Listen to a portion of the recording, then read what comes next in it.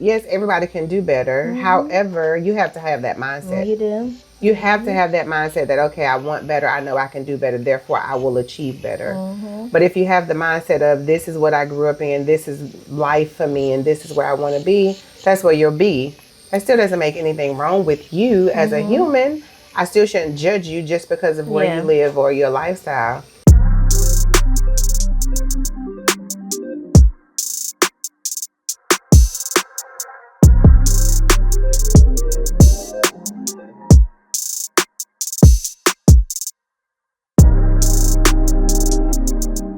I ordered the juicing jars. I ordered the glass ones. Oh, okay. Yeah, I like it. I'm switching everything to glass versus plastic. I don't know, some of the hard plastic I like. Whoa. No. Some of the hard plastic I like because it doesn't stain as easy as like the regular Tupperware, but I'm like you, I do like the glass. Again, whoa. Yeah. Because I just feel like it's better. Even with those juicing glasses, Anthony was like, baby girl, you ordered glass? I said, I know, babe. I didn't want plastic because I don't want the BPA. You know, not that I live my life by that. Yeah, this is not really glass. It's like a hard plastic. Yeah, it's a hard plastic. Yeah. That's what it sounds like. I'm switching. Everything to glass. Yep. Everything. Everything. No more plastic. No more plastic. No more latex. We starting already. You've been starting. Oh, shit.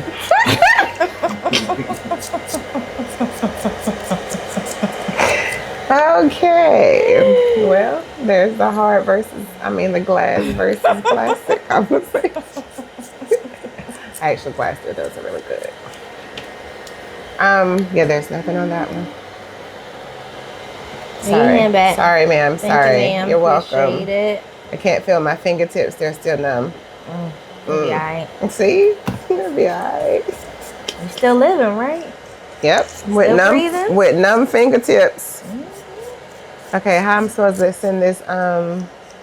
Did they assign it yet? Yeah. Oh, there it is right there. This look chat thing. Okay. And then also see if they can do mine with no ice. I'm going to say light ice. Yeah.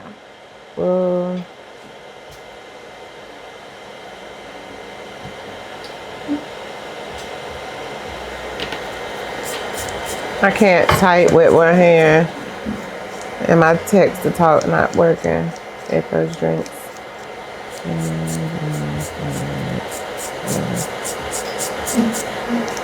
He ain't gonna get there early enough.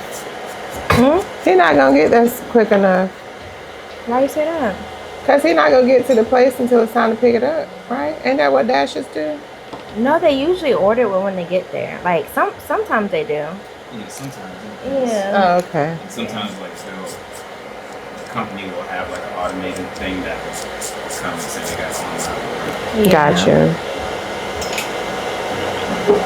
Cause I sure didn't know. Cause I've seen some where they'll be in line with me at Chipotle and they'll be ordering Chipotle. Yeah. Sorry. What?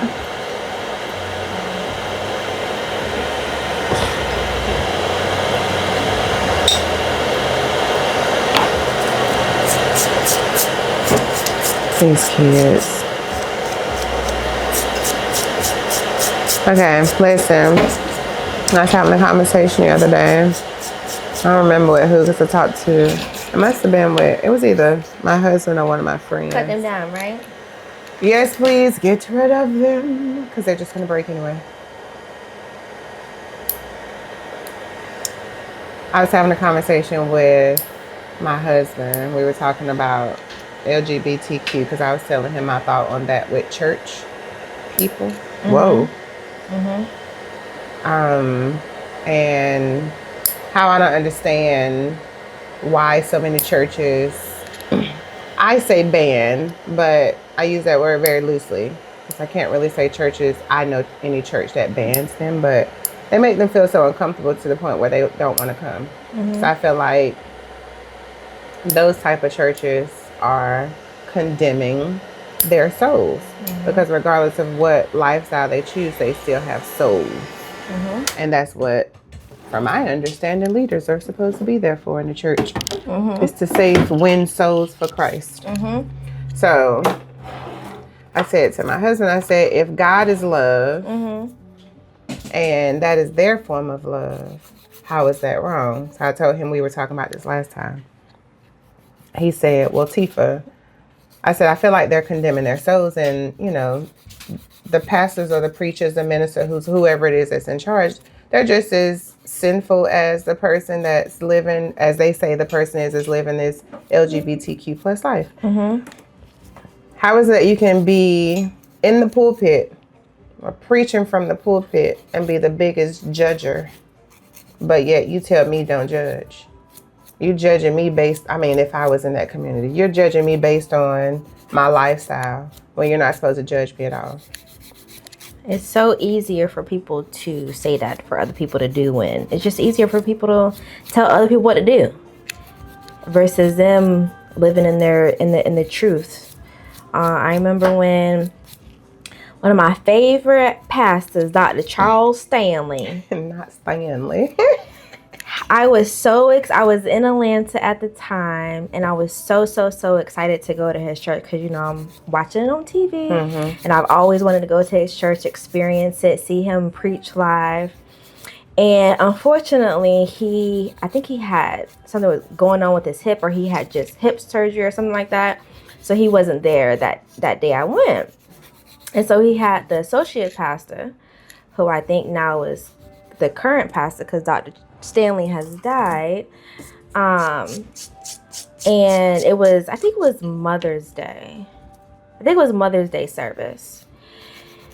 And he started talking about the LGBTQ plus community. And it got to the point where it made me feel so uncomfortable. Because I wanted to walk out. Like, I was sitting 3 rows, because I like to be up front, see everything. I was sitting 3 rows from the front.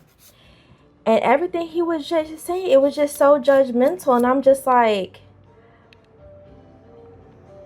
I just want to walk out. Yeah. Because how do you say stuff like that about people? How do you know there's not somebody in the back who was struggling with their identity, and you over here saying what you're saying? Like, if I'm not even in that community and I'm feeling uncomfortable, how would they feel? Exactly. And that's what pisses me off about people in those type of roles. Like, I feel like some leaders of churches, because there are some that truly walk accordingly, I guess is what I'll say. I don't know how to word it without being offensive. But you're judging. You stand in the pulpit and you preach about judgment. You preach about damnation. You preach about this. You preach. But one of those things that you're telling me not to do, which is judge my neighbor, you're judging just based off of their life decisions. Like, it annoys me to no end. It makes me not want to go to church. And it's definitely caused me to look at Christianity differently. Like, religion, no. Christianity itself, yeah, I look at it differently, because who are you to judge that person for their life choices, what they choose to do or how they choose to live? They could have the purest heart, could want the best for people, which means their heart is where God is looking. And they're showing love, but you are showing the complete opposite by judging them. Like, some pastors would say, well, that's my job that's their job as a pastor. But who said that? Okay. Who God came down and told you that? Who? Did he tell you to come and judge them for their life? Or did he tell you their soul is what you should be seeking after? And if it's their soul that what you're seeking after, let him handle however they live, if that's what needs to be done, not you. If I done attended your church for 15 plus years and someone from the LGBTQ plus community comes in, and then all of a sudden they visiting your church like Sunday after Sunday, and then you all of a sudden start preaching on that, I already know you're judging them, because you weren't preaching this before that person decided to come into the services. Now you feel like you can preach them air quotes straight. Like, no, it just pisses me off. That was a whole rant. However, Anthony and I were talking, and he said, Tifa, do you feel like, would you say that their souls are being condemned or the behavior is being condemned?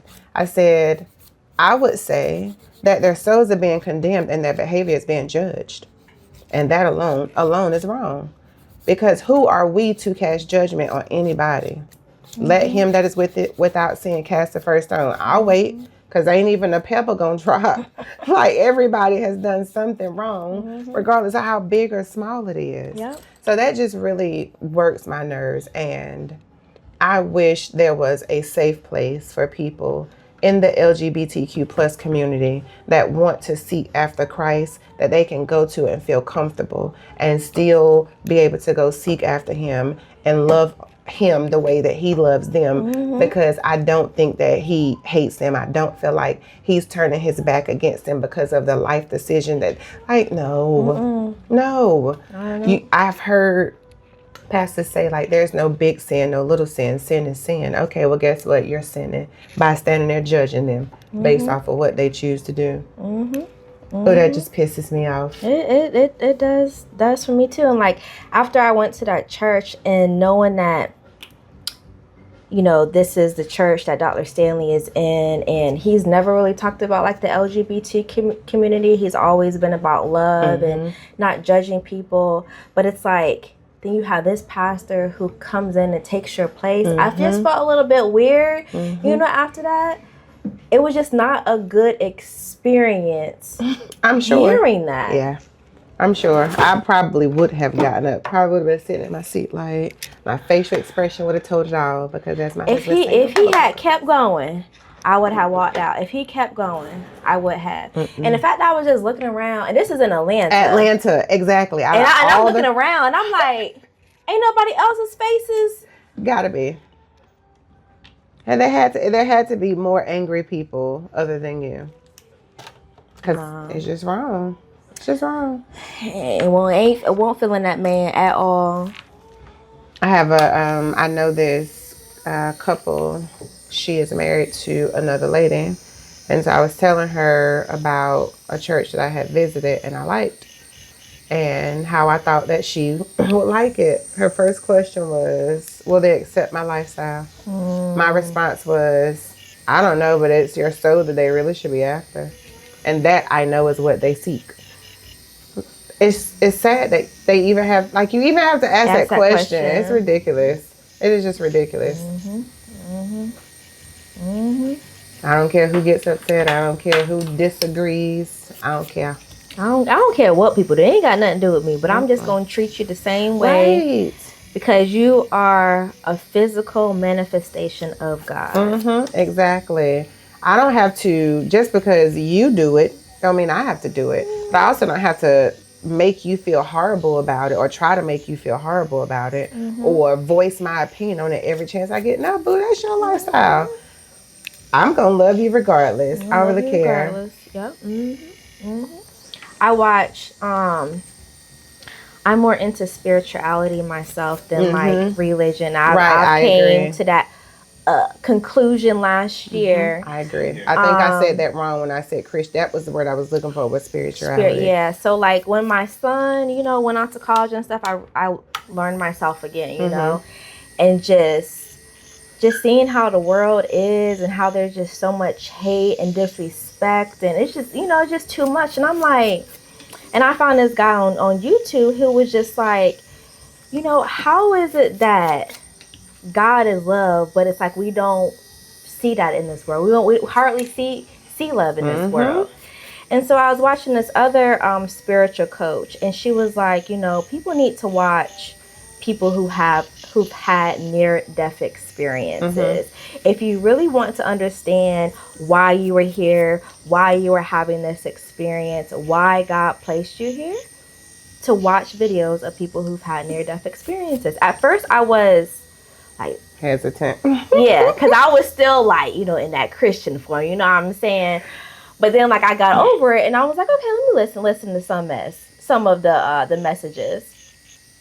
Man, when I tell you, I could not turn that stuff off. I couldn't, because I was just so just drawn in. It was just like, oh my gosh, this is beautiful, because everybody was saying the same thing. Everybody was saying the same thing of how we are put on this earth to have an experience and to love and to not judge. Yep.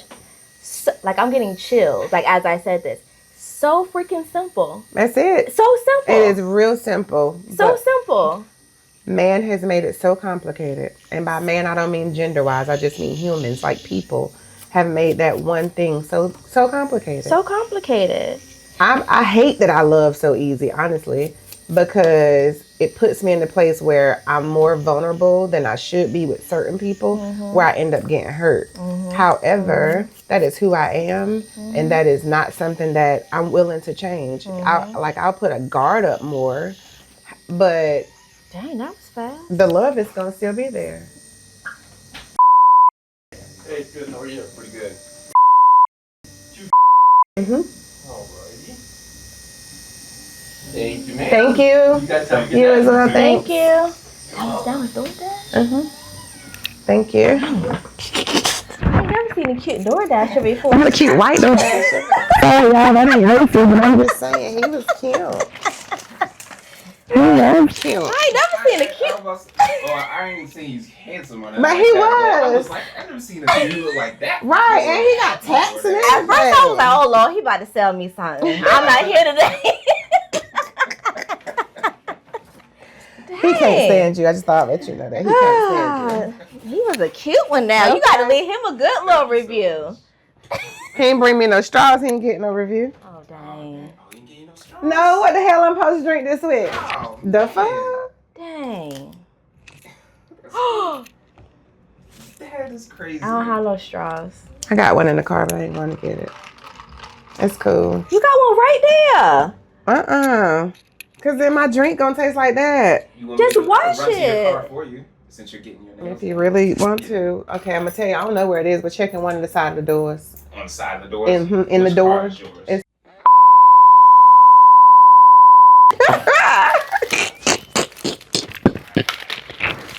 just saying thank you.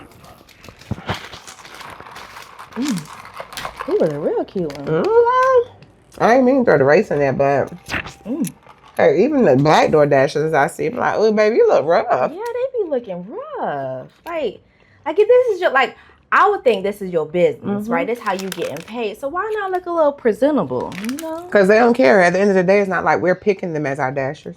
But still. So we can't say, don't send me such and such. His car was dirty and so it's his. But still, it's like you never know who you're going to come in contact with. They don't think about it. If you think about it, a lot of dashers are young.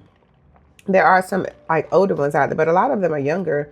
And that generation, they don't think like my impression. You don't think of opportunity. No. You don't know if you walking in here to see Beyonce. And you could look in any kind of way. I've been telling my kids that. And when he found it, that was quick. Thank you. I appreciate it. I'm going to keep me a straw stash. That's a fat one. Oh my goodness. I ain't going to go there. I'm just saying it was fat. It's Starbucks too, but that's not What you get? the same thing you got. Why you got the phone? Because I got whipped cream, but where the hell my ice? How you get no? Oh, maybe did you message Y'all him? put ice. Did you message him no ice? No, I said light ice. What if it's my ice? Maybe it melted on the way here or something. You tried it. No, it says no ice. Them bitches. It says no ice. It's still real good. However, I want it a little colder. It's cool. What's yours let say? me dump. Mine is good, but let me dump some. Does it say mine. light ice or no? Mine, it don't. It just says. See, take your time. I'm gonna eat this here banana nut, walnut, banana pecan, whatever it is. It ain't my vanilla and my oat milk. Was there anything else supposed to be added? I think I said right. Okay. Let me take some of my ice out because I don't want it to, melt. Be watery. You're welcome.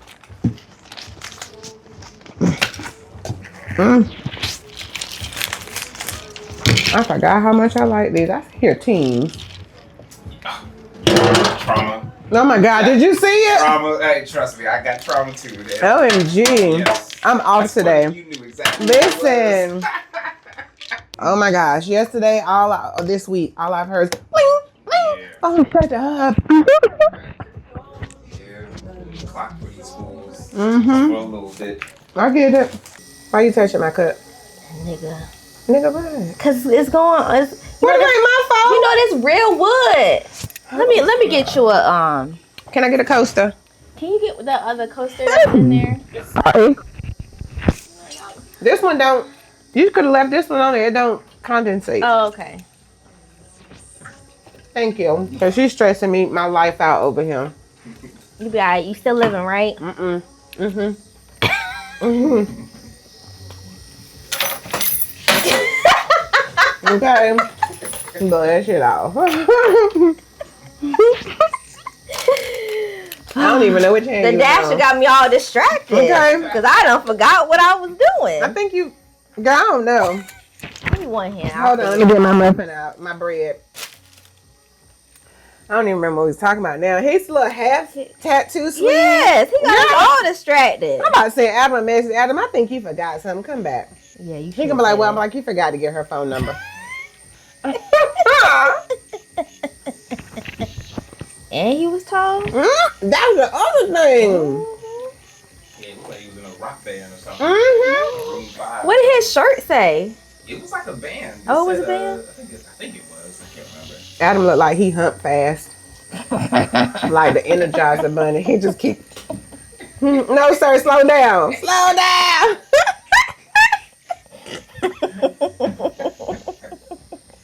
Okay, sorry. Oh my goodness. I'm just saying.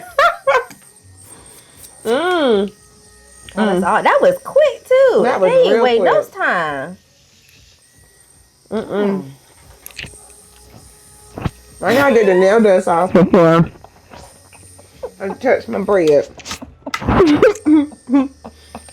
of, And the fact that you saying bread like that. because that's what it's called, a loaf. It's a bread. Joy, you know what I'm dealing with right now. Don't come for me, okay? Not on this camera. I forgot what I was about to say. Oh, we was talking about Energizer. Whew. I was not talking about that. You was talking about that. Well, it's because you're right. I was talking about the LGBTQ plus community. Let's go back now. I already forgot where we done left off at. We was talking about spirituality. Oh yeah. Mm-hmm. And how when your son left for school. See, I'm a good listener sometimes.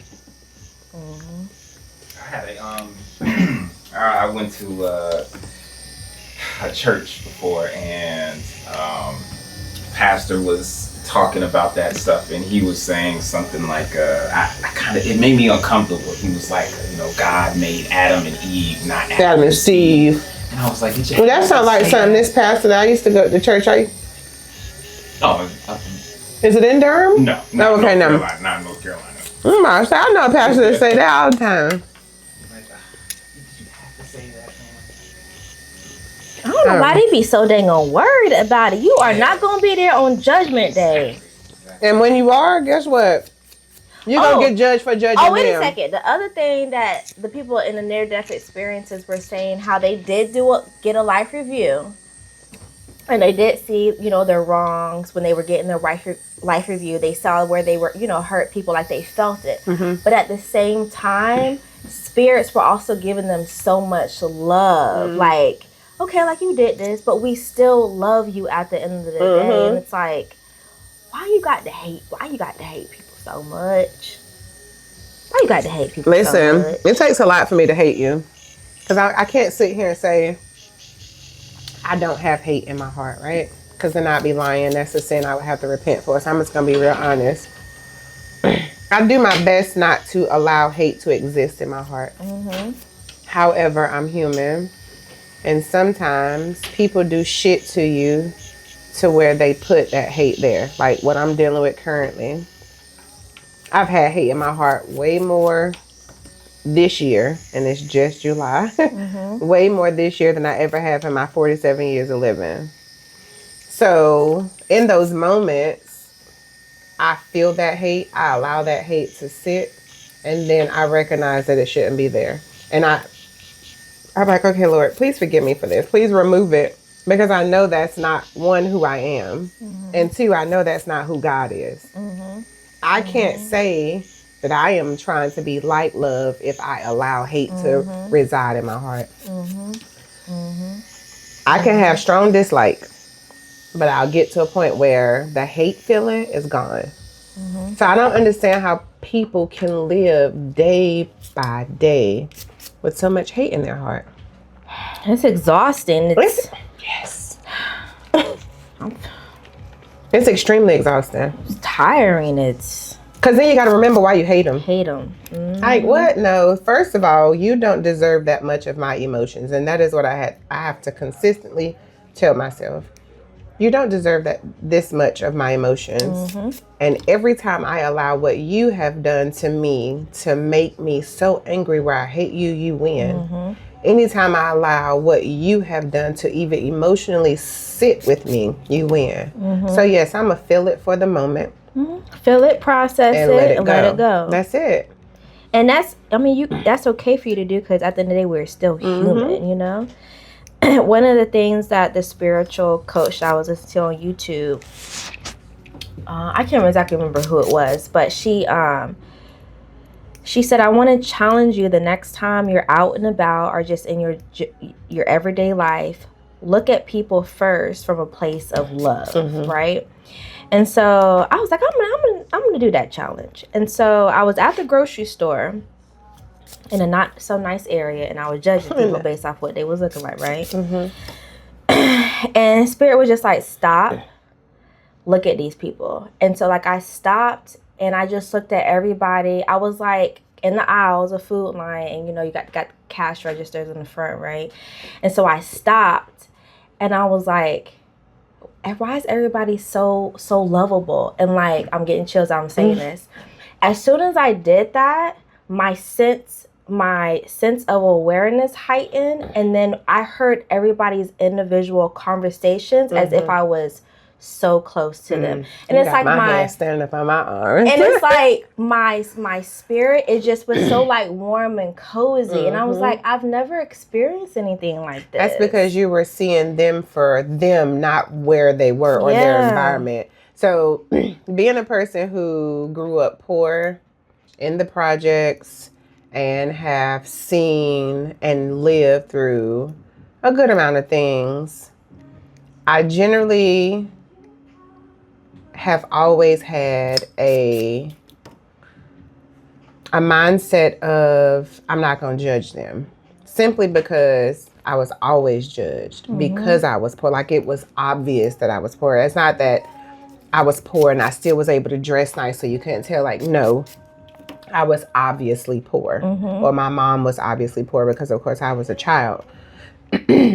So when I got around people whose lifestyles were completely different than mine growing up, and they, air quote, had stuff, and to hear them negatively talk about other people, I was younger, so I didn't know, I wasn't as strong-headed as I am now, I guess I'll say. So I was a follower more then than now I'm a leader. I don't care what you do, I'm gonna do what I want to do.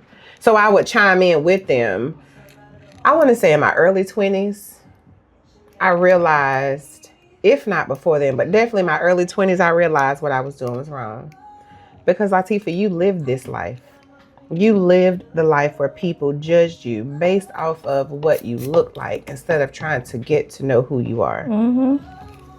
So what you felt in that moment was what a lot of people need to feel, so they can stop looking at people, judging them for what they look like or the areas that they're in. Okay, yeah, so what? I lived in the projects, but it wasn't something that I wanted to do. It was something I had to do. And then when I became an adult and a parent of my oldest child, I lived in the projects again because it was something I had to do. I couldn't afford housing, but I didn't stay there.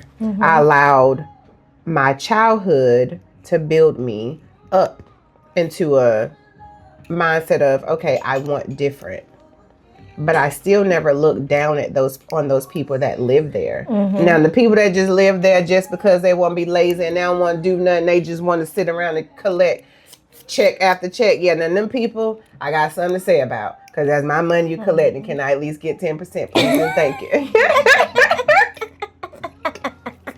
Something. But some people in those situations, they have to be there. Yes, they can always do better. Anybody can always do better. And speaking of that, I'm just going to say this, a little insert. So I was in a meeting with my business coach, and he said he was reading an article. And one of the articles, in the article, the guy was saying how the worst fear he could ever have is dying. Of course, right? But he said, he dies, he go to heaven, he meets God. Then God introduces him to the version that God created him to be, and he don't even recognize that person. Oh, wow. Girl, I was like, oh no, let me get off my ass and do something. Okay. Wow. Because I want to be able to recognize the greatness that God had already planned for me. Right, that he saw in me, for sure. Yes. And that's why I'm glad you said that, because that kind of hits on what I was saying. Yes, everybody can do better. However, you have to have that mindset. You do. You have to have that mindset that, okay, I want better. I know I can do better. Therefore, I will achieve better. But if you have the mindset of, this is what I grew up in, this is life for me, and this is where I want to be, that's where you'll be. That still doesn't make anything wrong with you as a human. I still shouldn't judge you just because of where you live or your lifestyle. I don't know. I think just because of a lot of things that I have experienced in life from childhood up to adulthood has placed me in a place where I'm able to look at other people's situations differently. I try my best not to just automatically jump to a negative mindset. Or next time, look at them from a place of love immediately. Yeah. I tell you, people, we all need some work. Listen. I need a whole bunch. Not bunch, but bunch. I'm just saying, I'm a piece of work myself. That's all right. You here having your little experience, learning from it, Yes, that's one thing I do try to do is learn from each experience. I try not to allow it to tear me down or break me down, and definitely not make me cocky. I think I've never been a cocky person. Confident for sure. Cocky, I've never looked at anybody as me being better than them. Because we are our own individual people. We all have our own strengths and abilities and gifts. And so why? Right. I'm not supposed to be like you, because if we all were supposed to be the same. What I say up there? It said, be yourself, everyone else is taken. Period. Pooh. That's why I tell people, listen, who you see is what you gonna get, because I am me. I'm never gonna try to be anybody else. I don't know how. Not to mention, I'm fly as shit. Don't time out. Okay, I'm gonna drink to that. If you don't believe in it, who else gonna believe it? That part. Yeah. That part. And that's the issue. I swear I can go on and on. Because sometimes people just need somebody in their corner to help them see their greatness. Sometimes people need that extra push. But if all you do is surround yourself with negative people who judge the people that are living in situations, baby, you ain't ever, and I do mean ever, gonna have anything different at all. You're gonna keep viewing people the same way. You're gonna still be judgmental. You're gonna still be closed-minded. Like, no. You have to have people in your corner that's going to check you when you're wrong, and that's going to push you when you feel like giving up. Yep. And I got all that in my corner. Okay. I am that corner. I still need it myself as well, but I am that corner. I'm going to make sure my people are good. Nope. Get up. Okay, you felt that in that moment. Now get up. What we going to do from here? We're not going to sit here and waddle in it because then it wins. No, we're not giving any extra energy to stuff or to people that don't deserve it. Amen. So, F you judgmental people. Amen. I don't drive the car you want me to drive, buy it or shut up. Yep. Okay? That part. Point blank, period. Period. I will go to Walmart, find me a cute little outfit and be okay. You think I gotta have a name tag? I'm okay with it. I ain't no label hoe. I used to be a hoe, but I ain't no label hoe. As long as you feel good in it. That part. I was also having this conversation with one of my friends, and I was trying to explain to him that the difference between, I don't even know. necessarily say if you would say godly love Mm-hmm. versus love that is like controlled, like because that's not real love. Like I don't know what the word I call is it for agape love versus fake love, because controlling is fake love. There's no love in that. Yeah. And he was like, we were just having a conversation. He was like, I just never realized that there was a difference in the way, like the difference of love. So I was like, there are levels to it. There are levels to it, for sure. Because I can love you just because of the bond that we've built with me coming, getting my nails done, and if we ever hang out and stalk T.I., I can love. Oh, my boo thing. He was in Delaware over this weekend. I want to go. Bring it back, Joy. Dang. But I can love you because of the bond that we've built. However, the love that I'm going to have for my children is going to be different than the love I have for you. The love that I have for my husband is going to be different. I guess I see that, but I think what I was trying to get him to see is the way of Christian love versus true godly love. Yep. That's the difference I was trying to get him to understand. Because theirs is conditional and God's isn't. Yeah. Honestly, that's the bottom line. His is unconditional love. Meanwhile, they gonna still judge me if I decide to turn this bottle of Taylor Port up tonight. Okay? They gonna still judge me because I said shit on camera. I say shit at home. And God already know I say shit. So, but that's what they're gonna judge me. So their love is conditional. Yes, I said a bad word in the eyes of you, but God ain't gonna stop loving me. He's not gonna let go of my hand. I'm sure not gonna let go of his ever. So I think that's the difference. We as humans, we generally put a condition on the love. And we're not supposed to. I'm supposed to love you unconditionally. Yep. It ain't hard. I guess it's hard being here, but it ain't really hard being here if you just live from a place of love and peace and truly understand that God got you, like fully like surrendering, because he loves you at the end of the day, and he already created you to be great. So why are you sitting up here worrying about stuff when you already great? Listen, I'm gonna tell you, I used to allow things that I couldn't control to stress me out so bad to the point where I was hospitalized at least 4 times with chest pain. Ain't nothing but stress. The last time was so bad, I promised God. I said, okay, God, please don't let me die because I'm too young. And if you keep me alive, I promise never to stress again. Like, I'm not going to stress. I promise you, Joy. From that moment on, because I'm still here, clearly he let me live. Thank you. Amen. I don't stress over stuff. Ain't no point. And if I feel that stress weighing on me, like if for some reason I start to think about it too much to where it starts to linger and I start to feel stressed, I immediately let it go. I tell people, if I can't control it, it's no need for me to stress over it. I'm giving it to God and I'm going to let him work because he hasn't failed me yet. Like, I'm still here. My bills are paid. And I'm like, well, that's easier said than done, baby. I done been in your shoes, okay? I have walked a mile or 5 in your shoes. I've been where I don't even know where my next meal going to come from. Okay, God, I trust you. Boom. We got a whole refrigerator full of food. I've been, well, okay, I don't know how we going to get this bill paid. Oh, wait, look, here's a check. Here's the money. Or it's like, even like with Christian, like he says all of that. Me like that. You can't just, you got to warn a sister. You can't just be bursting out, slamming hands on the table and shit. What? Got my heart racing. Go ahead. The thing with the whole, Bible is like he says those exact things in the Bible, but you sit up here and you worry. Why? And you say you Christian. Why? Why folk come? As one of my friends would say, why folk come? Why are you so stressed if you truly trust God? Yes, Stress is not a part of my life. My body does not like stress. Like my skin will break all out. Like I'll be tired. I can't. No, thank you. I don't want to do nothing when I'm stressed but stay in my bed or fight.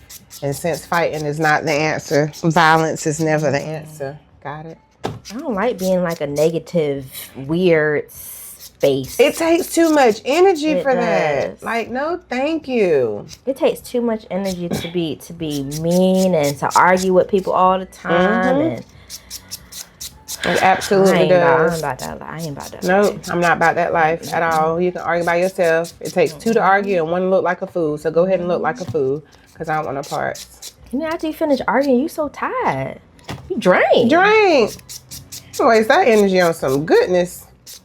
I'm gonna waste energy. I'm just saying, girl. I don't know, arguing over some bull crap. Oh, I want to say, I should have said this at the beginning. Our last recording, we talked about sex. I was talking about women climaxing. And I was saying, if you're in climaxing something, I don't remember if I said something is wrong with you. I don't think I did.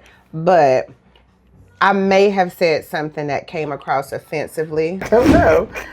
But what's not okay is going through life, having sex, and not climaxing. That is not okay at all. And my heart breaks for the women who don't climax. My heart breaks even more for the women who don't squirt. But, I digress on that. I'm just saying. Go ahead. I may have said something offensively to other women unintentionally. So I would like to say that at no point did I ever mean to be offensive. I thought about it later. I was like, there are some women who may have sexual trauma that would cause them or prevent them from climaxing or just simply not enjoying sex at all, or for whatever reason it might be. So if I said anything offensively to anyone, I do apologize. That was never my intent. I don't want nobody coming on your channel talking shit like, that girl think boo, she don't. See, this is called self-awareness. Absolutely. And a lot of people don't have it. They do not. If only they had it. Ooh, life would be so great. So great. Ooh, jobs would be amazing. Employees would be, what? Relationships would thrive. What? Listen, I believe in self-awareness and accountability. Yeah, amen. I can't stand a mofo who don't hold themselves accountable. And that's also something you learn in therapy. Let's talk about therapy. I am healed through therapy. I am healed through therapy, so and I'm still being healed. A lot of stuff that people, try to tell me and stuff. I ain't trying to touch your leg. I ain't want to ball the paper up in the mic. Dang. You cute, but you ain't that cute. She looked at you. Okay. Like, what you doing? I know what you doing. I was trying to be respectful and not. I didn't know what was going on. So I did one of these numbers. I accidentally hit her niche. Cause she came out of left field grabbing you talking about me grabbing stuff, then you wouldn't grab something. I touched it. I did not grab nothing. Rewind. I did not grab anything. I accidentally touched your knee. Damn it. I don't even know what we're talking about. Therapy. All right. And us being healed through therapy, yes. and how I was going to say how unfortunately in the Black and brown community, like in our community, people don't talk about therapy. You hear them say, you better go to God. You better pray about it. Yes, please pray. Please. However, please also know that God placed those people on this earth for a reason. You better go see somebody. Don't allow your childhood trauma to bleed over into your child's life where they then have trauma. And then your child's like, you're just creating generational curses. Get some help. People like, oh, I'm good. I fixed myself. No, you didn't. Because you're the same you that you were you yesterday, last year, that you are today. You didn't fix you. No, you ain't fixed no, you just put a Band-Aid on you. That Band-Aid gonna come off. I really wish more people in our communities would talk more about how positive therapy is. People like, I ain't going to lay on no couch and talk to no stranger about my problems. Well, you better talk to somebody, because you balling them problems up on the inside just make you angry. And it ain't no different from somebody who is a new client coming in here and telling me all about your problems and me giving you advice. Exactly. It ain't no different than them going to their friend, talking to their friend about it. But that's like, females would go to their homegirls. From my understanding, correct me if I'm wrong, Males don't go to their homeboys like, hey man, I need to talk about how I'm feeling. See? Nah, we don't. That's why I'm in therapy. Right. Like, I really wish there was a circle of strong black men that would encourage other black men to go to therapy. Do you have a help. have a male therapist? Yeah. Okay. Yeah. I have a black male therapist. I have a black female therapist. I had a black female therapist twice, and I felt like they both told me what I wanted to hear, Gotcha. not what I needed to hear. And I don't like people to tell me what I want to hear. It's great that you recognize that, because a lot of people would just be like, oh. And I'm in therapy. Right. And they'll say, I'm in therapy, but then you're not really doing the work in therapy. You're not really getting what you need. If I'm wrong, tell me I'm wrong, because sometimes I don't see it when I'm wrong. I think, I'm right, you wrong. But if you can help me see it from a different perspective and show me my wrongs in that, I'm okay with owning it, first of all. And second of all, I appreciate you for doing that. Don't just try to sugarcoat shit for me. No, I want the real deal Holyfield. So therapy is something that I feel like everybody should be in, whether your life is good or bad, whether you're going through issues or not. It doesn't matter. Everyone should seek therapy, in my opinion, just to get out what your thoughts are. I agree. Because sometimes our thoughts are, I ain't gonna say that on camera. Congested. Yes, that's a very good way of saying it. Our thoughts are very congested, and what we're thinking in that moment could land us in jail. Meanwhile, our therapist can help us stay out of jail. Exactly. Okay, because talk through the thoughts and everything. Exactly. And give us tools. Resources. Because otherwise I'll be locked up right now. Exactly. And orange is not the new black, okay? I don't want to be nobody's Big Bertha washing nobody's drawers. I don't want to shit. Like, I'm okay with using the bathroom with my door open at home, but I don't want to smell her. She might not smell good. Okay? So, no, I don't want to be in jail. I appreciate my therapist for helping me stay out of jail. He'd be like, take a moment. Take a beat. I'm taking the beat. I'm taking the beat, but I really want to beat her ass. No, Latifah, you have to take the other kind of beat. But yeah, seriously, therapy, I feel it is something that is amazing, and I really wish we were not brought up with the mindset of black men shouldn't cry and when black women should always be strong. Like, when I decided to get into therapy, I had a mental breakdown. I had no clue what the hell was going on with me. And the people around me didn't know what was going around me either. And so it was hard for me to communicate what I was like dealing with and going with. And I had called my doctor and was like, hey, this is going on. I don't know what's going on. And so, of course, she did like a suicide questionnaire, and it wasn't that. And she was just like, you're probably dealing with a lot of anxiety, so I want you to like go to therapy.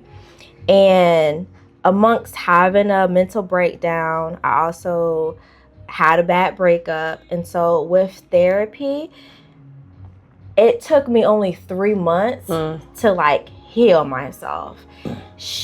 She says 3 months. I say it took longer just because the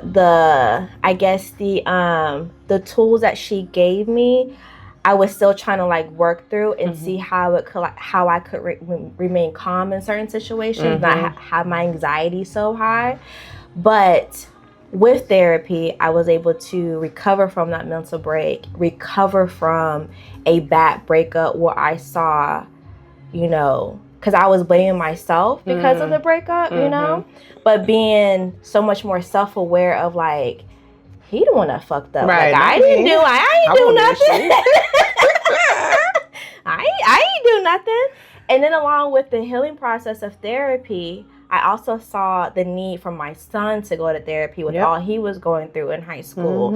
And like, when he started to go to therapy, it made such a huge transition in his mood. And it was like, because my mom saw me in therapy, my mom saw my son in therapy, she was like, well, maybe like I need to consider like therapy. Oh, that's good. You know what I'm saying? That is real She's good. still not in therapy, but just for her, you know, that generation, the thought of to it. see like, well, you know what, maybe therapy is good. And like with me and my son, like our relationship has always been good, but he knows how to deal with things, especially like transitioning into college. He knows how to speak up for himself. He's more self-aware. You know, even though he's still eating up all the food in the house and not saving me none. That's not gonna change. You know, I just see such a better young adult when he just comes home just happy. Like when he sees me, he just smiles. You don't see that a lot in That's kids. because he's been taught, one, how to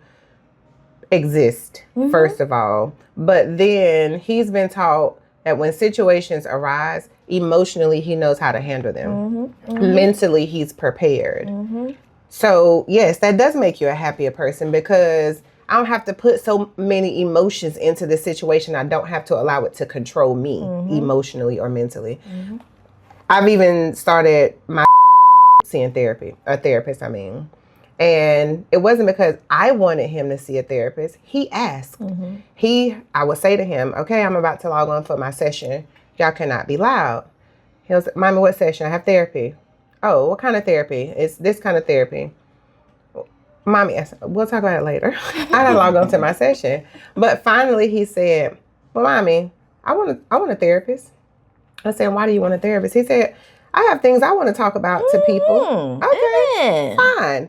So I signed him up for therapy. His now brother, he now says, well, Mommy, if he has a therapist, I want a therapist. Let's just go ahead and trickle this on down. Even if they're asking for, in somebody's mind, the wrong reason, it's never the wrong reason for me because I'm starting them out early, knowing that it is okay for them to seek therapy. It is okay for them to express their emotions. They do not have to conform to what society say they have to be. No. I teach them, and when we say our daily affirmations, I make sure they say, I am a leader, not a follower. You do not have to do what everybody else is doing.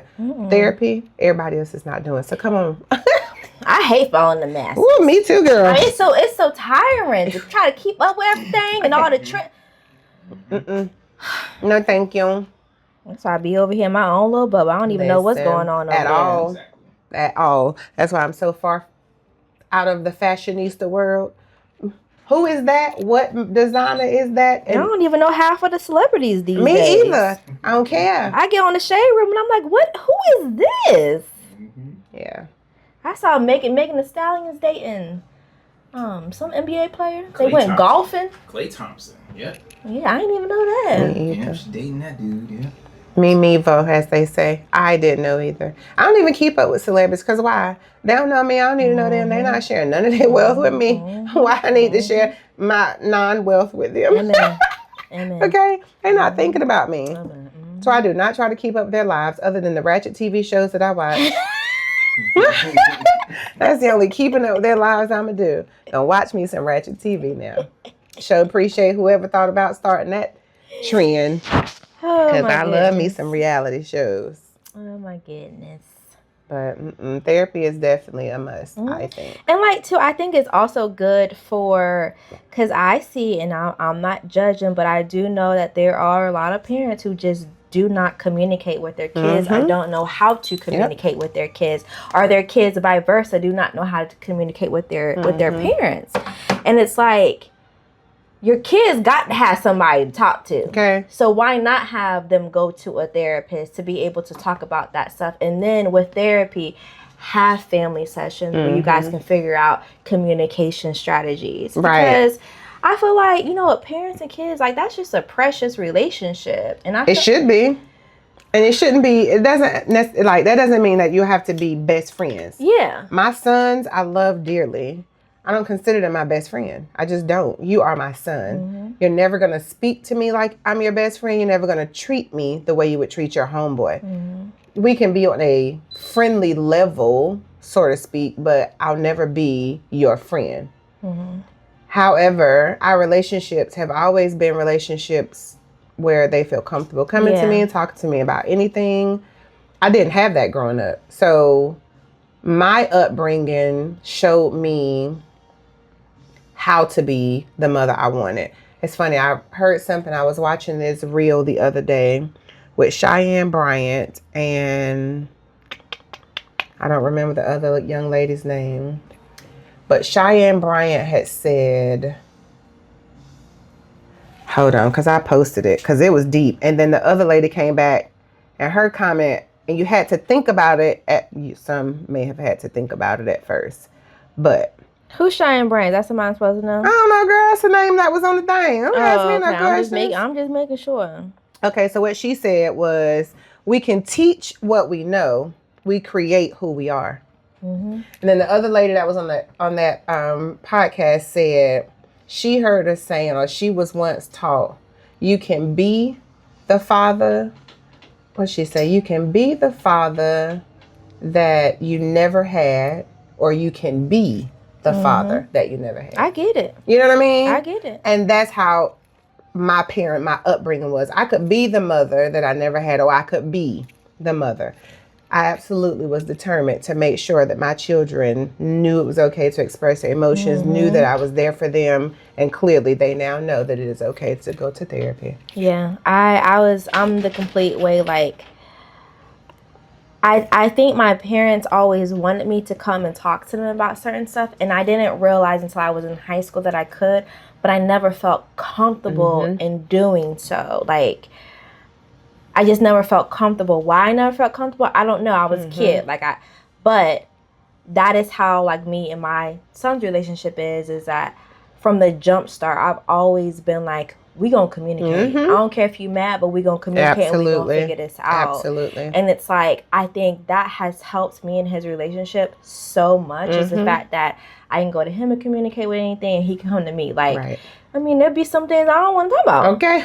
But I'm glad that he's coming to me to talk about those things than somebody else, you know? Absolutely. Because if you don't set a relationship with your child where they feel comfortable enough to come and talk to you, they're going to go talk to somebody. And that somebody that they may talk to may give them wrong advice. They may be that one negative person that they absolutely need to never take advice from. Like, you just never know. So you should always create the space where your child feels safe in coming to talk to you about anything.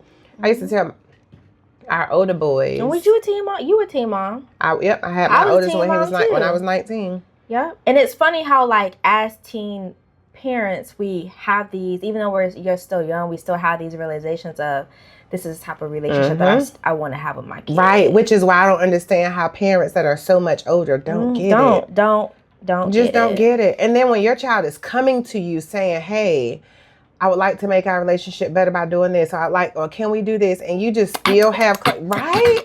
Girl. Why? Like, that's how they're not going to continue to come to you. Exactly. Yep. So I do my very best to let know. I don't know if I should have said their names or whatever. You can just beep it out. Okay.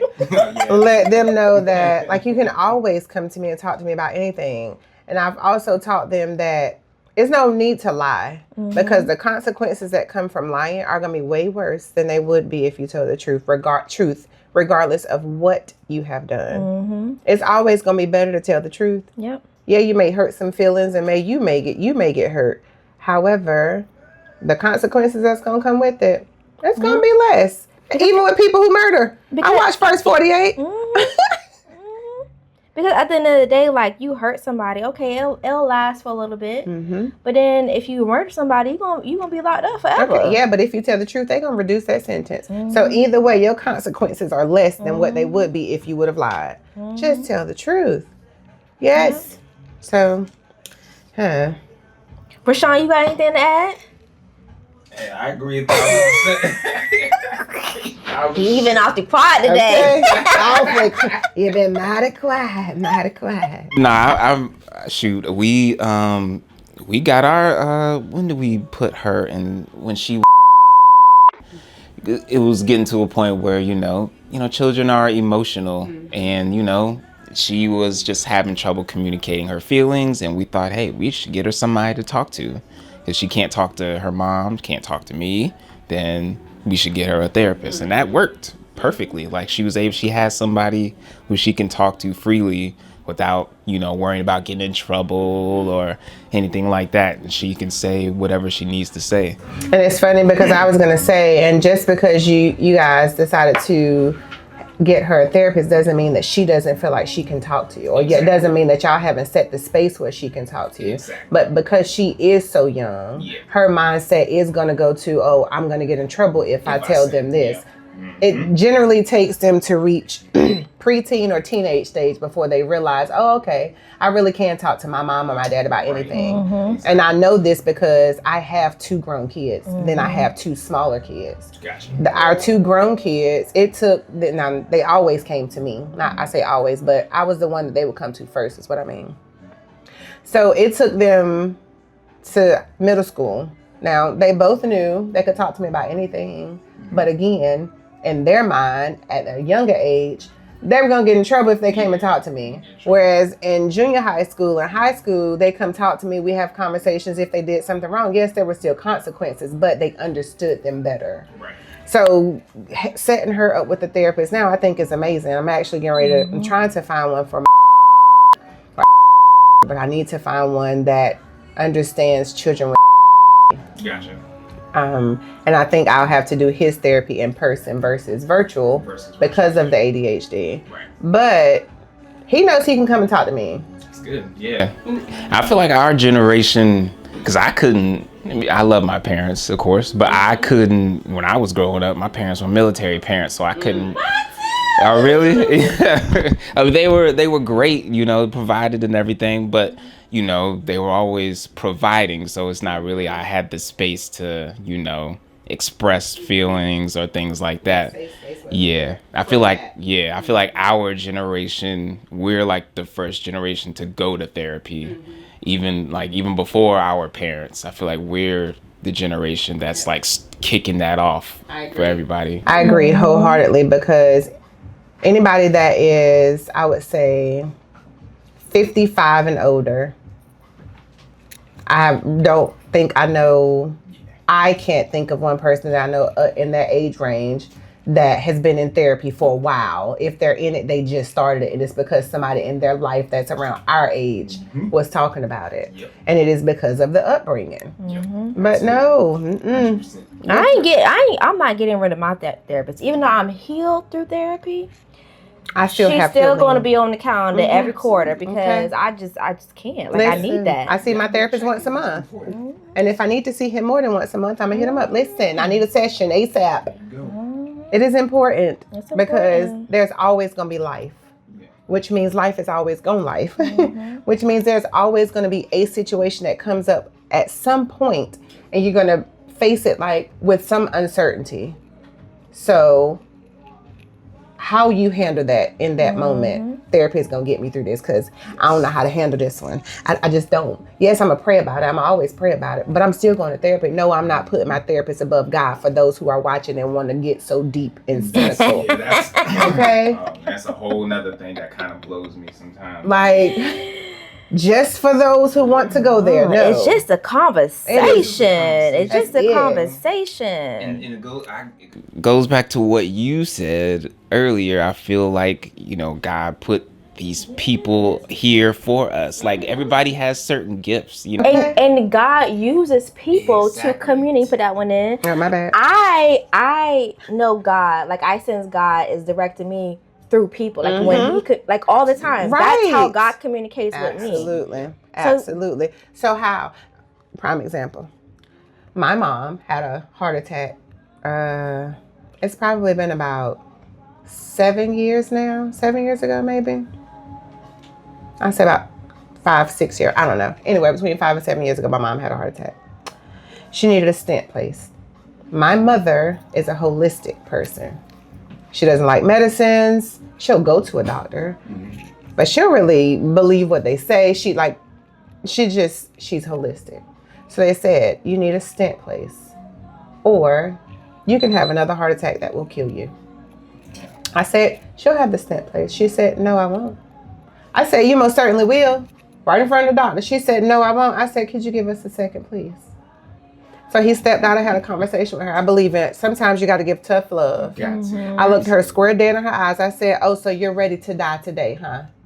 You clearly don't want to spend any more time with your kids. God is my healer. I said, Ma, I know that. However, he placed these doctors on this earth for a reason. He gifted them with the talent that they have for a reason. Exactly.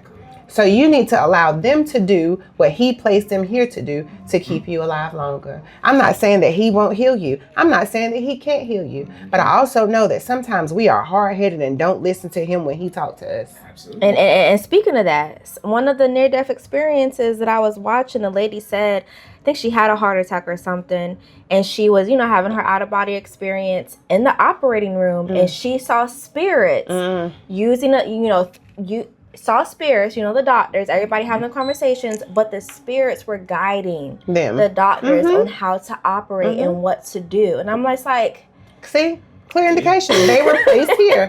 I said, so I had to end up looking at her and saying, okay, I'm just going to go ahead and go to the house and tell your grandkids you didn't want to spend any more time with them. Why you got to be so harsh? She has that scent. She's still here.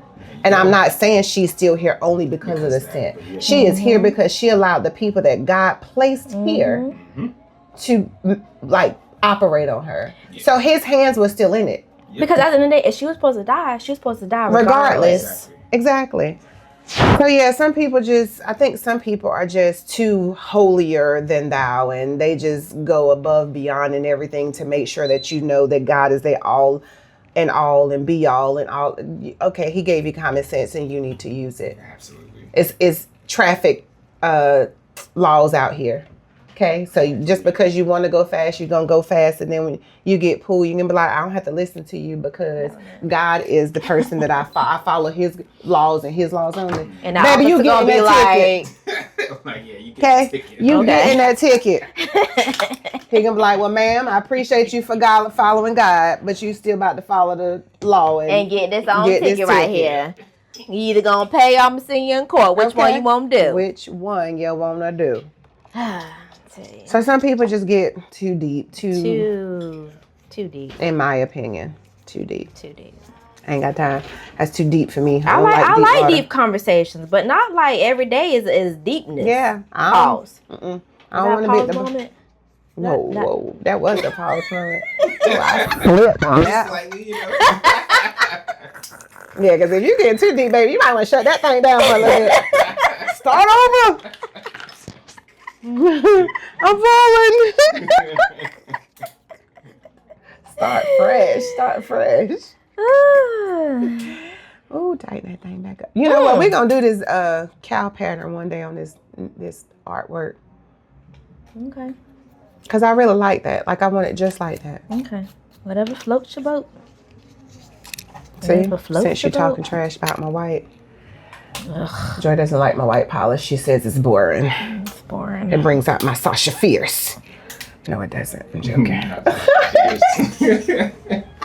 I don't know if this went. I don't know if my hand. Let's put it back in. I did.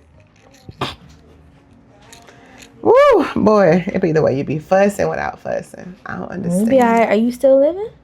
Why you keep saying that? Because there ain't no need to be complaining. I ain't complaining. I'm voicing my opinion. That's two different things.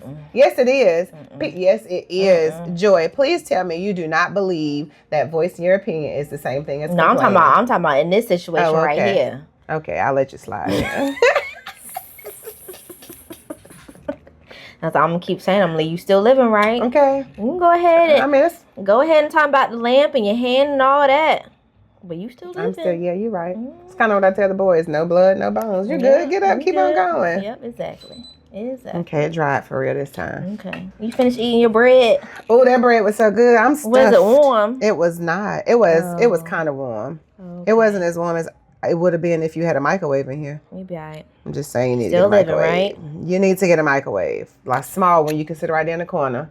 I just pass it to you. You can throw my loaf in there and warm it up. Just tell people no seafood. A mess. A mess. Just saying. I played this game the other day called Blank Slate. It's a pretty cool game. It's a card game where on your phone? No. I went to this couple's brunch with some of my friends. Okay. But it's a card game that I have like one word on it. it'll have, for instance, blank job. And you have to write on your dry erase board what word you think goes in front of the word job that everybody else would think. Okay. Oh yeah, I played that. I actually played that a couple weeks ago. I went to a friend's party, housewarming. Oh, really? It's a fun game. It is so fun. Especially when you got like nice group of people. Yeah, and it's even worse. It's worse when you have people like me in the room. Okay, that's all I'm saying. Because as soon as she said blank job, but the problem is my friends are like me. You're nasty. Yo, what? Really? So how'd you know what I was? Thank you. Come on with it. Come on. When you say that, it's kind of like one of the first things. The first, exactly. Probably, I think it was 2, 4, 6, 8. I want to say it was like 12 of us. Put that one in. 10 or 12 of us there. Yeah, at least 10 of us had the same answer. Okay. Thinking the same thing. Same thing. One of them was blank hard. Y'all nasty. Oh man. I'm just saying. I'm pure. Got pure ears over You here. need to can't go be ahead and talking repent about for stuff that like one. that. Go ahead and say it. I'm kidding. Psych. I'm just playing.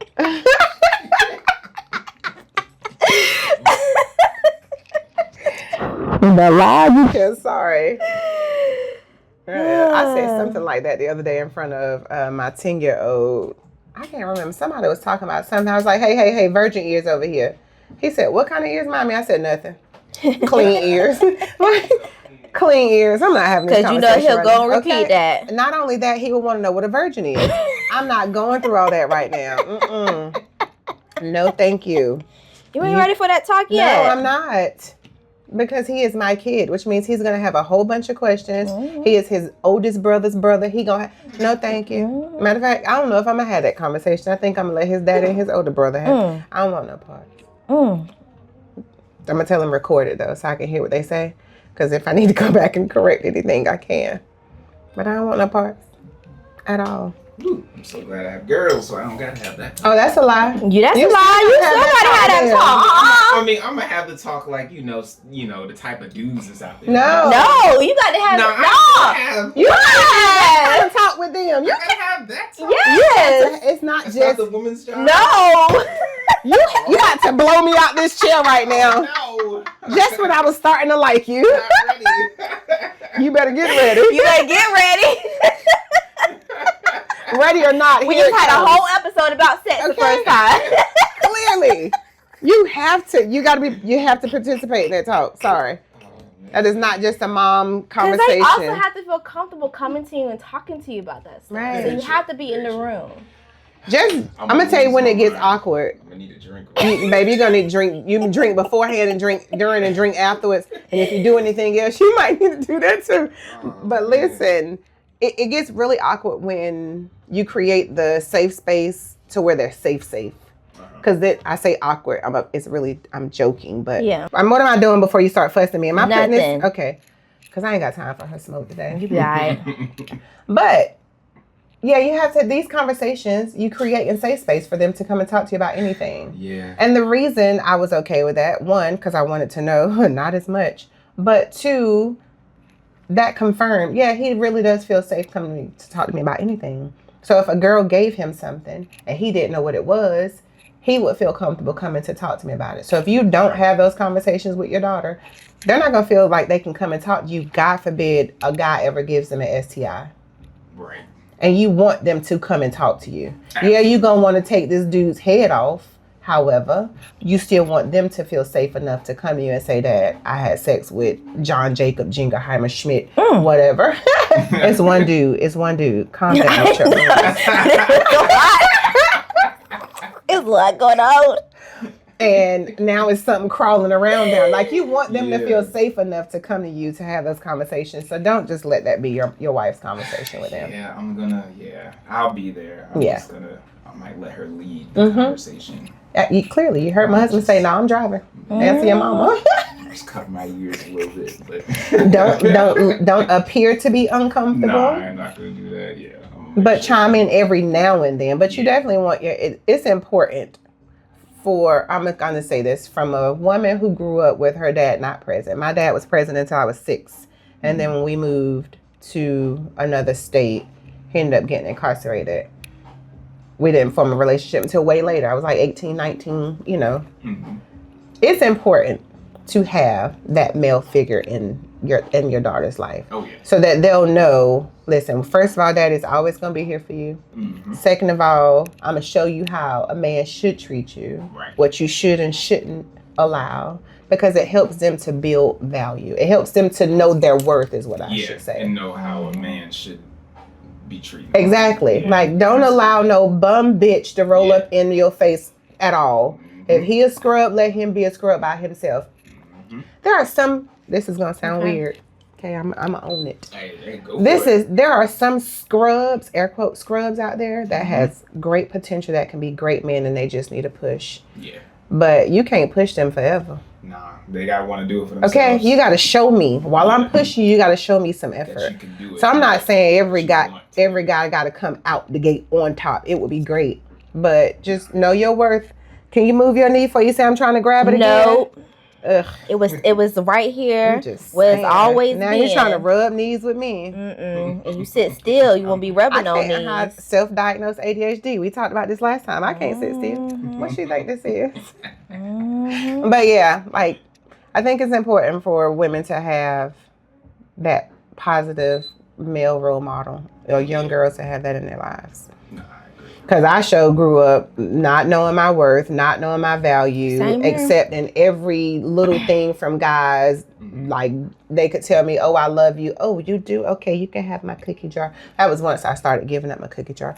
But I didn't know any better because I didn't have that male role model to show me how I should have been treated. Gotcha.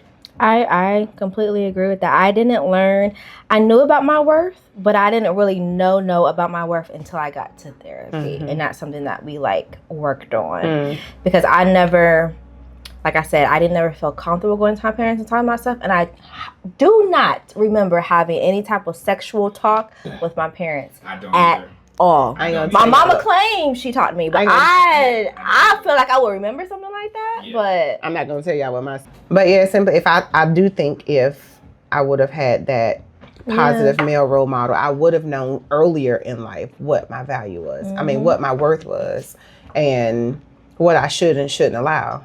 It took me until I was in my mid to late 20s before I realized what I bring to the table and what I will and won't allow. Like, no, you can either be with me the way I need you to be with me, or you can kick rocks. It's as simple as that. No, I know our relationship is not going to be perfect, because no relationship is. However, I'm not about to let you dog me out, treat me like trash, and you going to get my good goods? No. You ain't get none of this. can't let them get the good No, goods girl, now. not the good goods. So I do my very best to kind of mentor young ladies. Gotcha. Like, listen, know what you're worth. Know what you're bringing to the table. And if you don't know that, take a step back. Don't date nobody else. Get to know that. Because it is really important. Because then you set boundaries for what you will and will not allow. And how you will and will not be treated. I ain't going to use the word, but I wish a joker would. Raise your hand.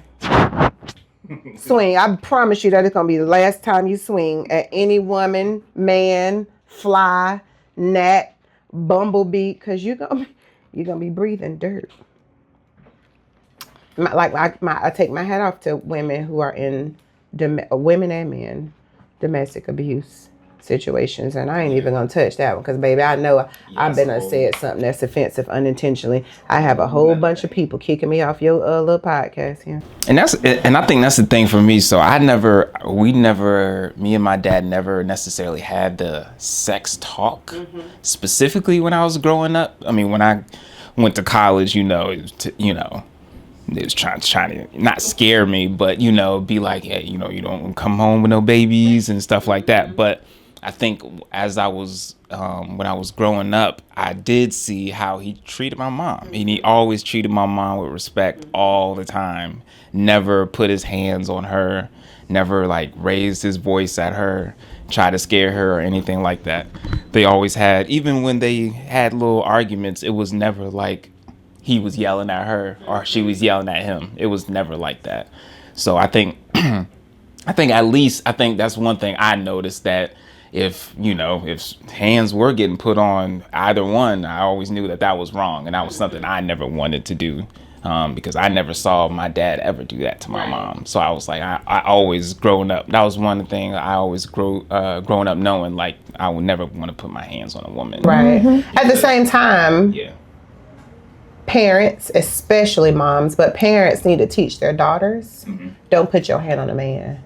And that's where the issue lies. So I'm going to be real honest with you. You have daughters, so you can tell me how you feel about this honestly. Because I believe in honest, transparent conversations. Absolutely. So I have 4 boys, and 2 of my 4 boys have encountered girls hitting on them when they were little. So my oldest, when he was in elementary, he was in the 2nd grade to be exact, because I remember the phone call from that old ignorant ass teacher. Yes. But he was in the 2nd grade. And this one little girl, she liked him, but her only way of expressing that was hitting him.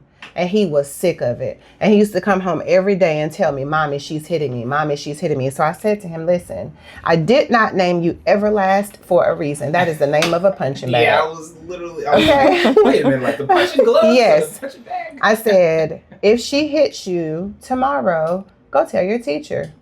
If she hits you again, tell her, please don't hit me again, and go tell your teacher. If she hits you the 3rd time, hit her back and then tell your teacher to call me. And that's exactly what happened. She hit him. Oh, he didn't like try to knock her out, hit her, but he was trying to restrain her, like stop her. Yeah. And that's what I mean when I say hit her back. Absolutely. Pretty much get her off of you. Yeah. The teacher calls me and leaves me a voicemail, but thought they hung up at the end. And they didn't. And they began to talk trash about how I need to do better as a mom because I need to teach my son that it is not okay to hit a girl. Oh, when I went to that school, I went off. Oh, I was about to say, okay. I hope you went off. I went off. You did. Because they were talking about my child to another teacher. Oh, yeah. I went slam off. And I said to her, at what point are the moms going to teach their daughters it's not okay to hit the man? Like, make sense to me. Yeah. Yes, I understand the male in some eyes or in some people, like to some people, males are stronger and they shouldn't hit women. I agree 1,001%. You should not be whooping on a woman's ass. Your daughter should also not be whooping on my son's ass. Yeah. Okay? 100%. You get upset and you want to swing, you better swing at the wall, go outside and swing in the air. Yeah, it shouldn't be. It shouldn't be a thing that's okay. It should not be a thing. So, as a mom saying that to their son, and if that was your daughter, what would be your response? Oh, if that was my daughter, I would definitely be. I would have to sit her ass down and be like, "Yo, you don't need to be putting your hands on nobody, especially another boy, because the boy hits you harder than what." Yeah, right. I've taught them that from as early as they can remember up. Listen, yeah, I bet not ever hear you hitting. If I ever hear that you don't whoop the woman, boo boy. Because and you know what, you saying that, I think that's going to be like one of the major things I talk to my girls about is, be careful about how you get up in a man's face and stuff like that, because if somebody puts their hands on them, I know what I'm gonna do. Exactly. You gonna then want to come for the boy. Like, no, okay, so, I'm trying to raise this kid to know it's not good for people to cross your boundaries. Like, first of all, set your boundaries and make sure people respect them. Right. I don't care what your gender is. Respect the boundaries. But when and if a female crosses that boundary and they put their hand on you, I do not excuse you to whoop their ass. I do not. I look them in their eyes and say, listen, don't hit me again, and walk away. If they follow you, keep going, turn around again. If you got to politely grab her by her arms and put her on the seat, listen, don't hit me again, walk away. Now, if she's still following you and she hit you, politely backhand that bitch and tell her, okay, I told you not to hit me again, and keep on going. No. Ain't that what Megan Good's man did? Megan Good. What's his name? The dude she dating now? Oh yeah, Jonathan Major. Jonathan Major and the white girl. Did he hit her? That's what they're saying. He was domestic. But she was following him. Yeah. So you saw a video where she was like chasing him. Yeah. That shit was. So I mean, but yet again, exactly. Please know that I am not encouraging domestic violence at all. Really am not. I'm just simply stating everybody has to know to respect boundaries. Like if they are walking away, leave them alone. You are the aggressor in that moment. Well, you need to go the other way because they're trying to save you. They're trying to save them from your. Like that's me. If I'm walking away, leave me alone. Don't talk to me.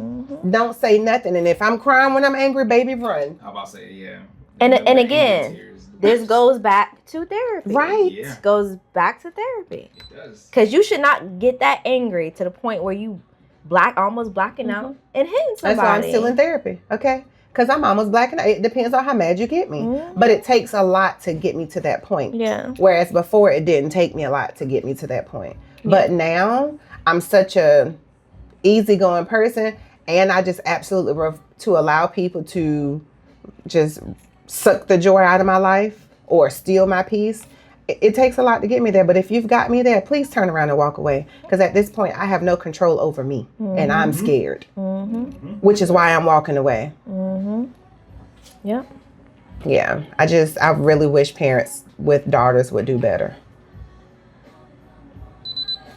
Because us parents who have sons, we struggle. Like, we're struggling. We're trying to raise the best men that we can. Yeah. Especially single moms. Oof. Especially single moms. That struggle was real. And I did a damn good job. I did a damn good job, too. Yep, you did, girl. Yeah. Okay. I did a damn good job. I'm proud of myself. Don't do that again. Proud of myself. Because your lighter got sprayed with his chai tea latte. Proud of myself. But baby daddy gonna try to claim some. We're not gonna talk about him.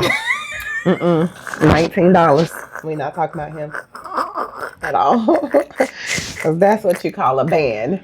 Those are my initials. Because I very rarely use the N-word, but he's a ban. You know what those initials stand for? Thank you.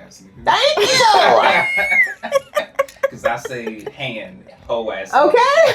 That's what I like to say. Listen, that is what he is. Sheesh. People like that. I wish there was a room that you could just lock sorry baby daddies and baby mamas up, or just put them all in one room. Y'all talk to each other. But y'all can't procreate. Nothing get solved because then y'all just go and agree with I'm not talking about something for solving. Just talk, because both of y'all stupid. And stupid is and stupid does. But first they gotta be fixed before they put in that room, because they don't need to procreate ever again in life. Sorry, not sorry. F up if he ever be a deadbeat dad. I will. Listen, I don't play them games. My oldest already has a daughter, and he is an amazing father. I love watching him interact with his daughter. I mean, he is amazing.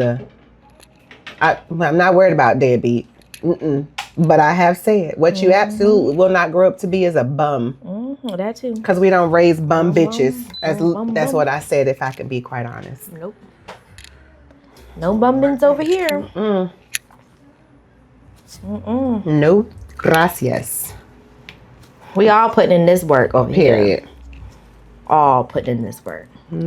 Hey, white girl. Oh my goodness. I guess I need to think about which color I'm going to get next. Since I can't get white because I got it already. And I only get to get it once a year.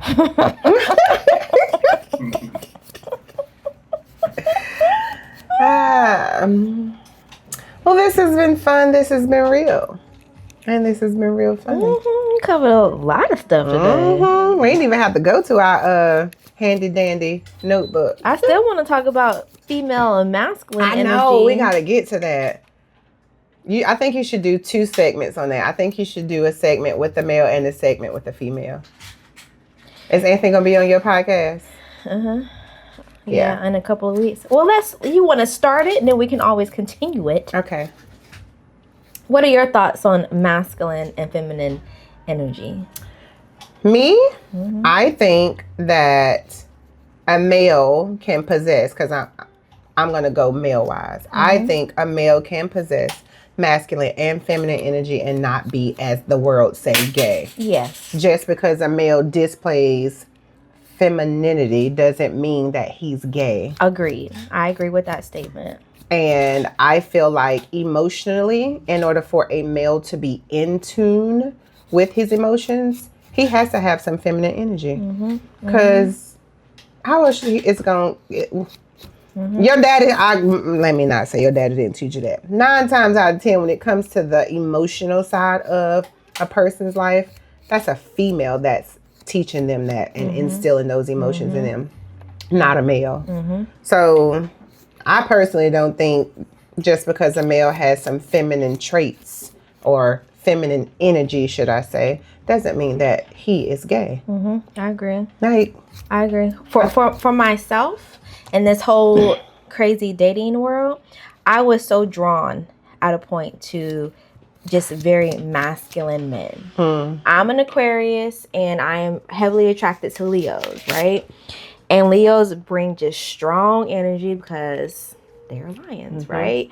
But I just found out through my journey, I want a masculine and feminine guy because a lot of the masculine men I were dealing with were just masculine. Just no self-awareness of emotions, just holding themselves accountable for anything. Like, you do this, you stay in your place, and you don't say nothing. Okay. Or I'm going to work, and I'm not going to have no time for you. And I just was like, you know what? I want a good balance, right? Because that's what I bring to the table. Absolutely. Like, I was having a conversation with my friend Jessica, and we were just talking about masculine and feminine energy, and how with me doing this whole, my son going out to college and re-evaluating myself, I learned that when I was dating my ex, he was more kind of feminine, right?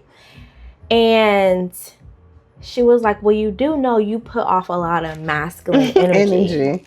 And I was like, what you talking about? She was like, maybe that's the reason why you're not attracting the guy that you want, because of the energy you're giving off. And so she educated me a little bit. I was like, you make complete sense, because as a single mom, you had to be both. We have to be both, and we had to be, because I'm raising a boy. Right. I had to be more masculine, right? And just like simple things of like how she was like, you know, you walk too fast, slow it down. Had no clue that was like a masculine trait. You know, I didn't either. I know plenty of females that walk fast. Because, you know, like with females, our femininity, we walk slow with grace. Sexy, yeah. Yes. No, I mean, I don't know it depends on how I am. Never mind. So it was just like me too.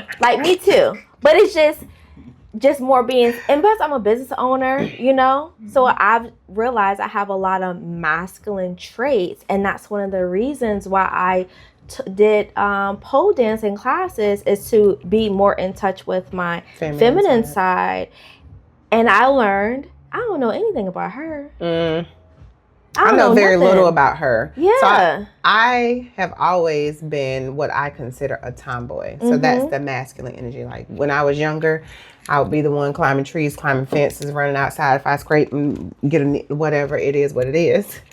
And I've never truly embraced my feminine side 100%. So if I had to put my energies at a percentage, my masculine energy would be higher than my feminine energy.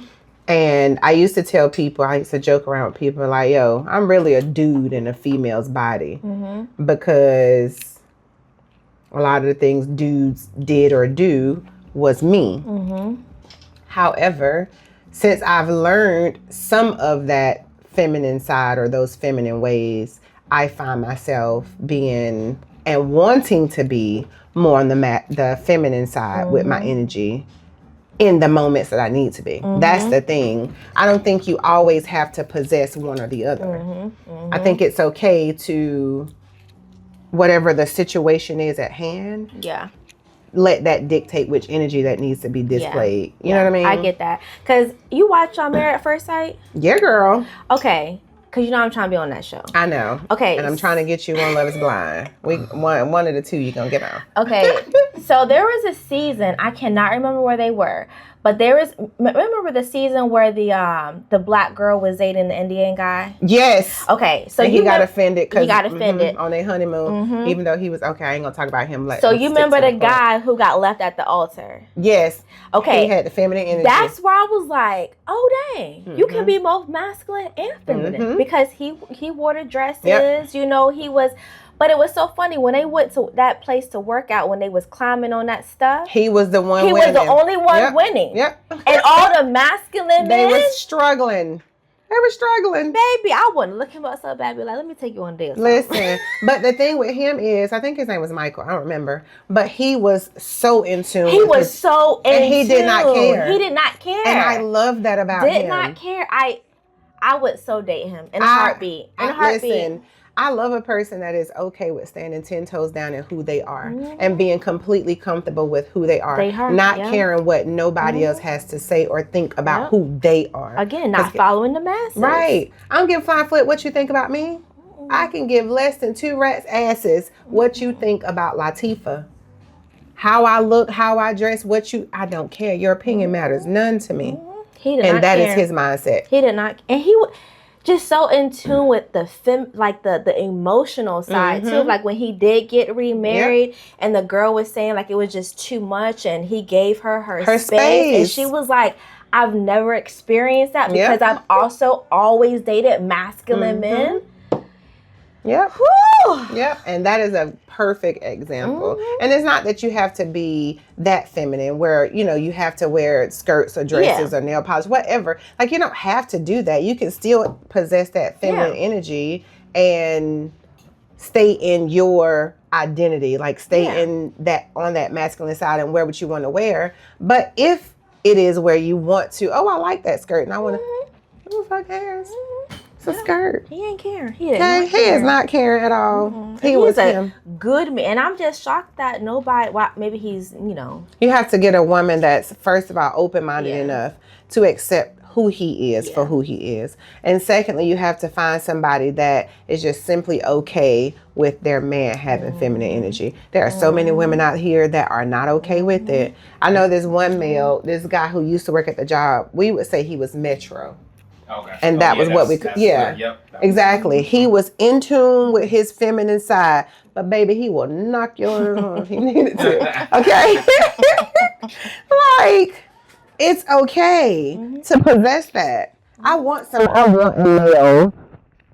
Wait, let me rephrase that because I'm married. I don't want to make it seem like my man out here. Yeah, my man ain't that. I'm just saying.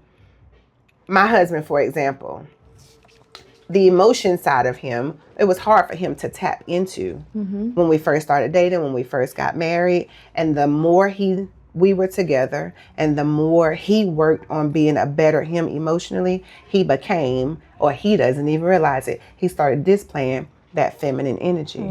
Because then emotionally he could be in tune with me and can give me what it was I was asking for.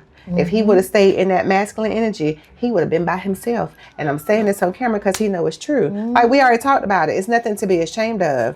When you're with an emotional creature and you can't give emotions, that's a problem. Yeah, that's a problem. It's a problem. Yeah. So women, be okay with a man that has both energies. If you don't want a man that has the feminine energy that wears the skirts and the nail polish, okay, fine. But be okay with a man having some feminine energy about himself, so that you can get your emotional needs met. He can understand your emotions. Like it's so much. It's so many rewards to that. It is.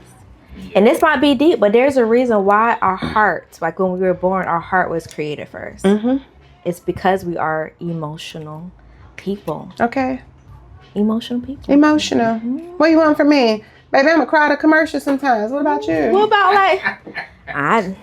Now that just started happening since I got a little bit older. I started crying that stuff. I don't know what was going on with me. I want to say I cried when Iron Man died. His little heart going. Yeah, that was definitely a sad moment. I ain't even gonna hold you. That was a sad moment. I got a little teary-eyed myself. Like really? They ain't have to do his little thing like that on the ground, but he didn't have to do that. They ain't have to do that. I agree. What you think about the feminine masculine energy being a male? I think it's healthy for men to, I think exactly what you guys said. I think it's healthy for men to have both, just have some type of balance.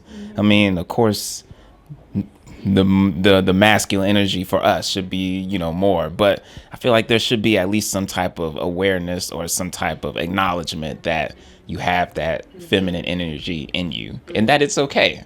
I think a lot of us men try to act like we don't have it and suppress it and just act like it doesn't exist, or because like, nah, I ain't gay, or, you know, I don't want to do that or nothing like that. But me, thankfully, I got comfortable. I didn't get comfortable until after college. And that's when I was like, you know, I like being, you know, a man and everything, but I'm like, you know, I also like to be a little bit expressive, you know? Right. I like to be a little expressive. And me personally, I love to dance to music, you know what I'm saying? So if I'm like, you know, you play a lot of K Tronada, that's one of my favorite artists to listen to. I love to dance to his music, for example. And my nails, like I love getting my nails done. I love It's art. I want to pause that because I want to say something about that. I did his nails. I love creating with him, and I posted his nails on my page. And I thought I was going to get so much positive feedback for a guy expressing himself. You got negative. And the fact that people who follow me on my page wrote so much negative stuff to the fact that I had to turn my comments off. What? And then I went to see who these people were, and the first thing in their bio was Christian. I love God. But you're going to sit there and you're going to say, is this masculine? Like, this is feminine? It's art. Like, it is it literally don't matter. art. But you also judging somebody There who you go. do not even know. You don't know that he is a creative person. You don't know that he likes to come in here and we two create together. So how can you okay, let's be just Christian? let's just go a little further. Yep. Or bring it. I don't even know if you want to say further, but I don't know. Here's my thing. You have daughters. Yeah.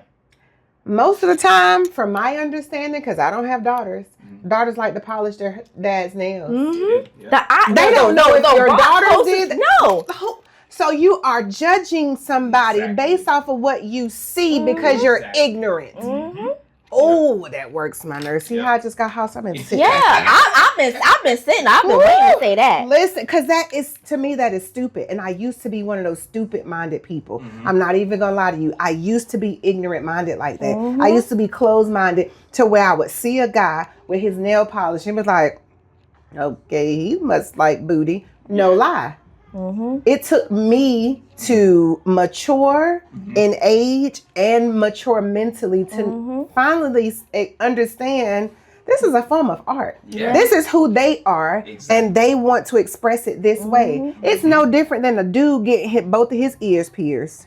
Let's talk about it. Oh man, that was a thing for a while for me, because it was like I got them both for a while. Yeah, because in high school especially, it was definitely a thing. Like my parents were like, oh, you know, first of all, you got to make sure you get the right ear pierced, the correct one, so you know you don't get looked at as crazy. And then you were definitely considered gay or whatever if you got both pierced. And so I didn't even get them both pierced until after I graduated college. But think about how many masculine men you see with both of their ears pierced. Like Or even their nose hairs. Like, Tupac got his nose pierced. Let's think about the men that wear locks and wear their hairs in a ponytail. Why is it okay that some of the feminine ways are okay for men to do, but others aren't? Please make that make sense to me. Why is it that getting your nails polished makes you gay, or that is a woman thing? Why? Because you got both your ears pierced, and last time I checked, according to society, it's supposed to be women. It's a woman's thing. You are out here wearing a thong because you like the way it feel. What difference does it make? Exactly. What difference does it make? No. Who the fuck cares? I'm gonna say it. Sorry. Who the fuck cares? If you want to walk around here with your nails and your toenails polished, it is your life and you're okay with it. Hey man, I like that design. That's cute. Oh, I like that color because that's who I'm going to be. I don't care. And for me as a business owner, I had to make sure I was including everybody when it came to, do you want color today? Right. You know, I have to start including that when I have males come in, because I'm like, I don't want to be discriminated. Right. And I will even say, like, I'm not sure what your preference is, but do you want some color today? You know? It's either a yes or no question. It's either yeah. And gonna be, it ain't got to be all that. I'm just asking because I like to include everybody. Yeah, you know, you want to be inclusive. Yes, because that's what you have to be. Otherwise, somebody gonna have your name drugged through the mud because you did not ask. Yeah, you know, it's funny you mentioned the Christian thing, right? So I had something interesting happen when I went back home a couple weeks ago, back home to Maryland. So I went to go see an old friend. His friend, I mean, my friend's dad is a pastor. He hasn't seen me in probably about maybe almost a decade, maybe. So when I went to see him, I had just got my nails done from you, and he was like, "Hey, Rashawn, I see your nails." He was like, "You know what's going on with your nails?" He's a pastor, and I was like, "Oh, you know, it's just a little bit of artistic expression." And he was like, "Oh, okay." I had to make sure because you know I thought I was gonna have to put you over my leg and he already started judging you, and I was like, and he thought that was funny. See, on the inside, I got a whole fire burning right now because that just pissed me off. I was annoyed. I was like, really, man? After a decade of not seeing you, that's like kind of the first thing that he's gonna say, and that's the impression, right? That's gonna be lasting in your mind, right? Exactly. And I'm like, really? I'm like, you didn't have to. I'm like, you should know me. Number one, I have a wife. Exactly. And even if you did it, I'm trying to stop dropping this F-bomb because it really is. Listen, who are you to judge what the funnel cake I choose to do with my life? Did he pay for it? Okay, not at all. You know, that's the thing. Exactly. Don't nobody pay for nothing, but have all these. But you got always got something to say. Mm-hmm. It's like they say, an opinion is like an asshole. Everybody has one. Yep. Please keep it to yourself. If you don't know what to say, how to say it, and when to say it, shut. Or be like, I am not aware of the situation. Can you help educate me? Exactly. Yeah. Something like that. Something like that. I respect that a lot more. Oh, that just burns my. I respect that a lot more. What is that? Grinds my gristles. Grinds my gristles. Girl, it's like These people. I can't. I don't do judgment to people, and it simply is because I'm not a judgmental person. Yeah, I'm not either. It's just I can't. I'm not. I used to be, of course. I mean, of course, everybody is. But then when you do the work on yourself, you just realize more about you. Right. And then when you do the work on yourself, you realize these environments that I've been in, I don't need to be in these environments anymore. They're toxic. Yeah. Toxic. Extremely. Yep. Toxic. Whew. I like to surround myself with positivity. Amen. Because negativity is draining, and I don't want no parts. Oh, them is dirty now, girl. They smeared. I gotta clean the cloth in the car. Well, girl, you've been beautified. You've been beautified. I've been beautified. Until next time, y'all. Peace. Peace.